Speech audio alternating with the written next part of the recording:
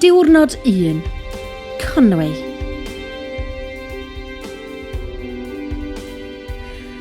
Taith diwrnod 1. Day 1 Navigation. Heddiw, byddwch chi'n mynd i dref Conwy ac yn gweld Castell Conwy, Plas Mawr a walia'r dref. 3 ardal wahanol o dan ofal Cadw. Today you'll be visiting the town of Conwy and seeing Conwy Castle, Plas Mawr and the town walls, 3 different areas under the care of Cadw. Os ydych chi'n gyrru i Conwy, y lle gorau i barcio yw y maes parcio Morfa Bach LL 32 8FZ. Yna, mae'n daith gerdded fer i fyny'r bryn i'r orsaf rheilffordd a'r orsaf bysiau, lle byddwch chi'n cyrraedd os ydych chi'n defnyddio trafnidiaeth gyhoeddus. If you're driving to Conwy, the best place to park is in Morfa Bach car park, LL 32 8FZ. It is then a short walk up the hill to the train station and main bus stop where you will arrive if you're using public transport.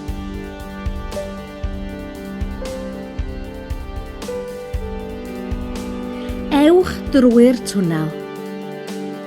O'r prif faes parcio, cerddwch trwy'r twnnel hon. From the main car park, walk through this underpass.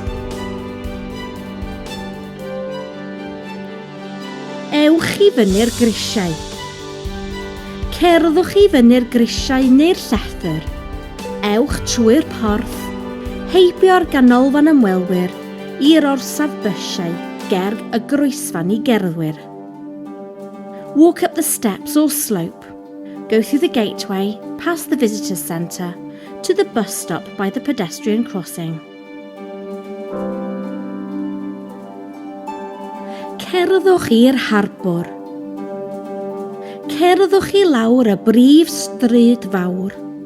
Byddwch yn mynd heibio i Blas Mawr ar eich chwith y byddwch yn ymweld â hi yn nes ymlaen yn y dydd.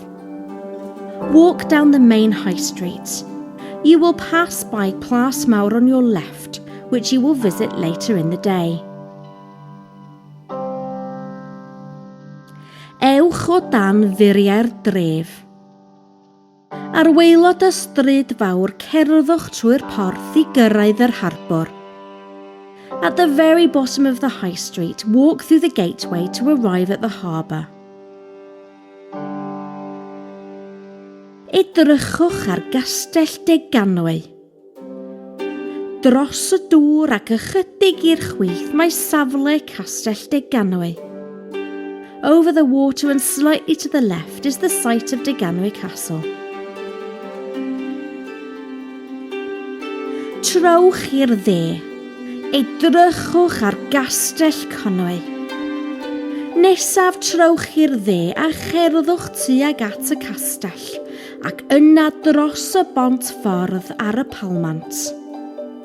Next, turn to your right and walk toward the castle and then over the road bridge on the pavement. Ewch dros y bont. Ewch ymlaen dros y bont nes i chi gyrraedd man diogel i groesi'r ffordd. Carry on over the bridge until you reach a safe place to cross the road.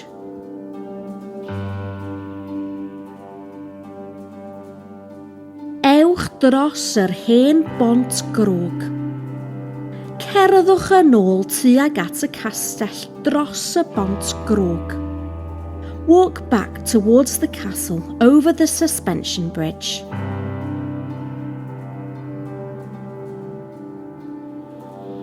Ewch i ochr dde'r castell. Cerddwch i lawr ochr dde'r castell a chroesi'r ffordd i'r chwith o'r gylchfan. Walk down the right-hand side of the castle and cross the road to the left of the roundabout.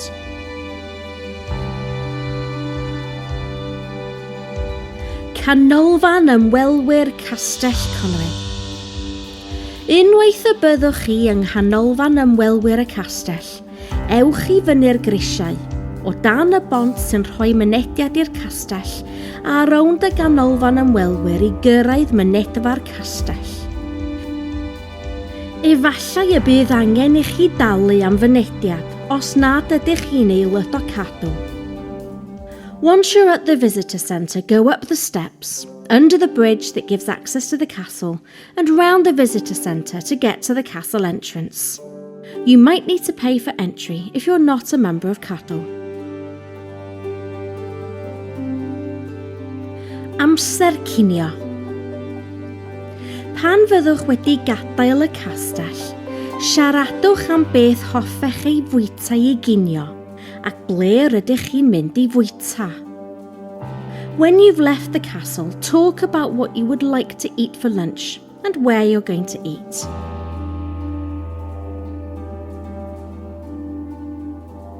Cerdded ar furiau'r dref. Nesaf, gallwch gerdded darn byr o walia'r castell. Yna mynd i lawr yr ale ar ochr chwith y ganolfan wybodaeth i dwristiaid i mewn i iard eglwys y Santes Fair. Next, you can walk the short length of the castle walls, then go down the alleyway at the left of the Tourist Information Centre into St Mary's Churchyard.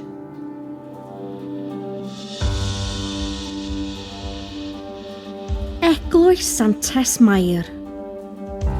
Efallai y bydd yr eglwys ar agor i chi ymweld â hi. Yn y fynwent mae'r gweithgaredd nesaf i chi gael mynediad iddo. Stori fer gan y Mabinogi am Pwyll a Rhiannon i'w gwylio ar YouTube a chwestiynau am y stori i'w hateb.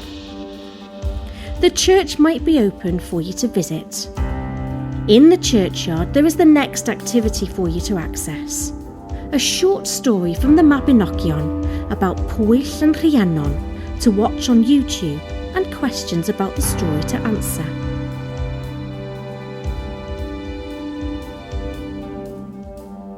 Ewch i Blas Mawr. Cerddwch o amgylch y fynwent a gadael trwy'r ale ar ochr arall iard yr eglwys. Ewch tuag at y brif stryd fawr. Walk round the churchyard and leave via the alleyway at the opposite side of the churchyard. Head towards the main high street.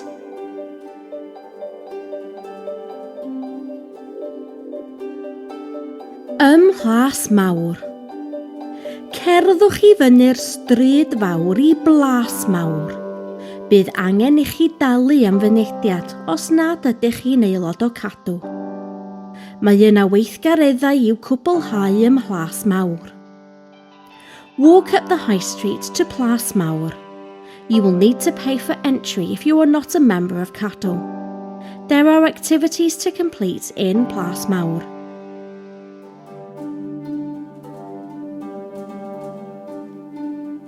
Ewch i'r orsaf ac wedyn ar y waliau. O Blas Mawr, ewch i fyny'r stryd fawr tuag at yr orsaf rheilffordd ac ymlaen i'r platfform ar gyfer trenau i Fangor a Chaergybi. Ar ddiwedd y platfform, fe welwch risiau ar waliau'r dref. Ewch i fyny ar waliau'r dref i gerdded o gwmpas 3 chwarter o'r dref, gan ddod i ben ger yr harbwr. From Plas Mawr, head up the high street towards the train station and onto the platform for trains to Bangor and Holyhead. At the end of the platform, you will see steps on the town walls. Go up onto the town walls to walk around 3/4 of the town, ending near the harbour.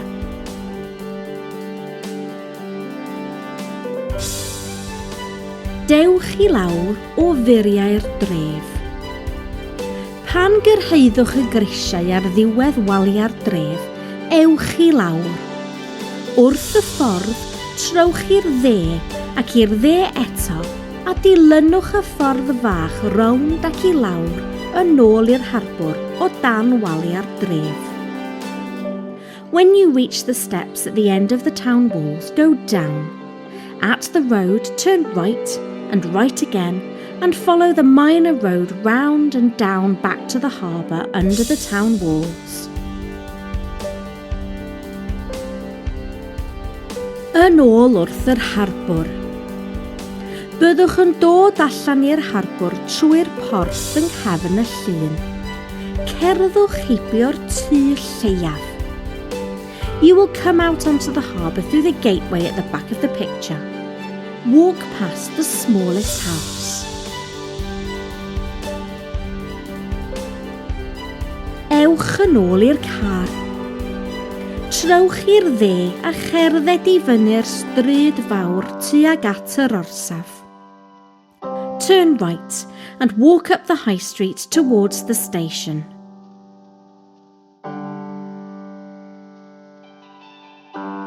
Amser mynd adre a gwneud eich gwaith cartref. Ar ben y stryd fawr, trowch i'r chwith ac ewch yn ôl tuag at y maes parcio, lle gwneithoch chi gychwyn eich diwrnod. Mae yna weithgaredd mwy penagored i chi ei wneud pan gyrhaeddwch adref. Mae'r gweithgaredd hwn yn gofyn i chi ddefnyddio'r hyn rydych chi wedi'i ddysgu yn ystod y dydd a gallwch ofyn eich tiwtor dosbarth wirio'ch gwaith. At the top of the high street, turn left and head back towards the car park where you started your day. There is a more open-ended activity for you to do when you arrive home. This activity asks you to use what you have learnt during the day, and you can ask your class tutor to check your work.